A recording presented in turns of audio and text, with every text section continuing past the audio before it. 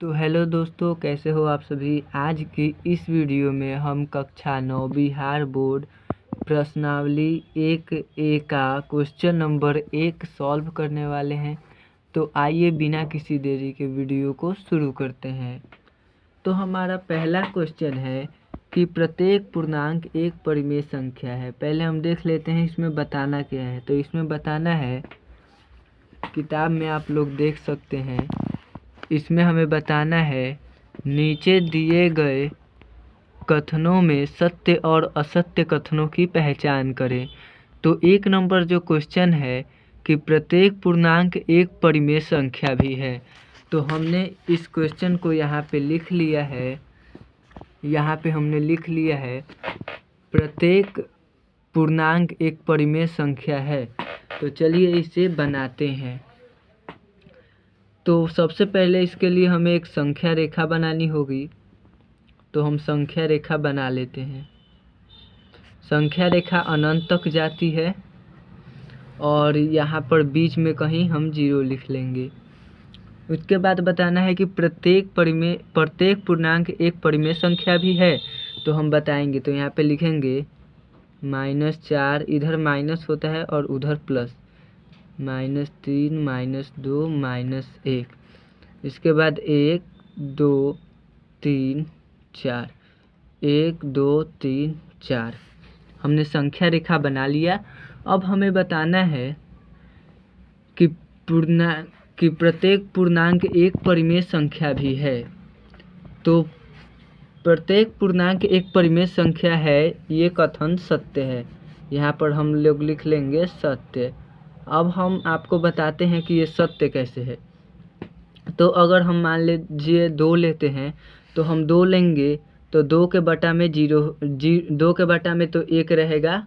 या फिर हम मान लीजिए -3 लेंगे तो इसके बटा में भी 1 होगा।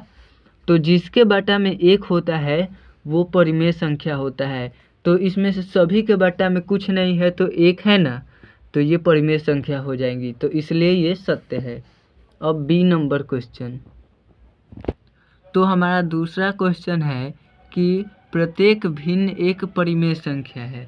तो इसे हम लोग सॉल्व करते हैं। तो प्रत्येक भिन्न एक परिमेय संख्या, ये भी सत्य है। लिख देंगे यहाँ पे कि सत्य, क्योंकि अगर हम कोई भिन्न संख्या लेते हैं, जैसे मान लीजिए हम 2 लिए, 3 लिए, ये सब भिन्न है, तो इनके बटा में भी 1 है।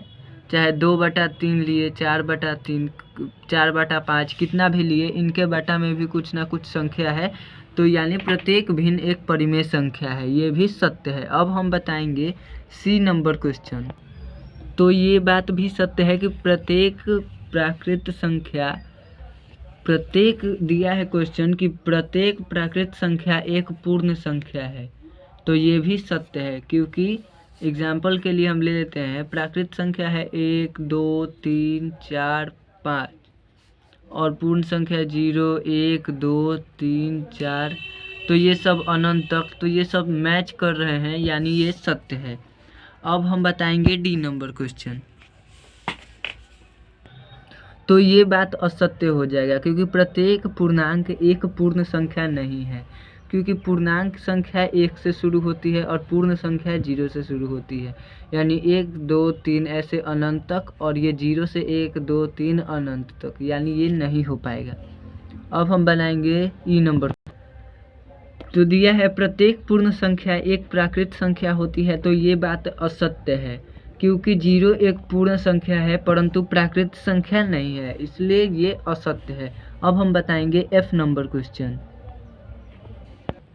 तो क्वेश्चन दिया है कि प्रत्येक परिमेय संख्या एक पूर्णांक है। तो ये बात भी असत्य है, क्योंकि 4/5 संख्या रेखा पर 4/5 3/5 तो नहीं होगा। 3/5 या फिर कोई भी संख्या नहीं होगा। संख्या रेखा पर जैसे मान लीजिए 3 रख सकते हैं, 5 रख सकते हैं, 7 रख सकते हैं, माइनस में जो होगा वो रख सकते हैं, पर ये पूर्णांक संख्या थोड़ी रख सकते हैं, यानी ये नहीं होगा। ऐसे वीडियोज़ के लिए चैनल को सब्सक्राइब करें।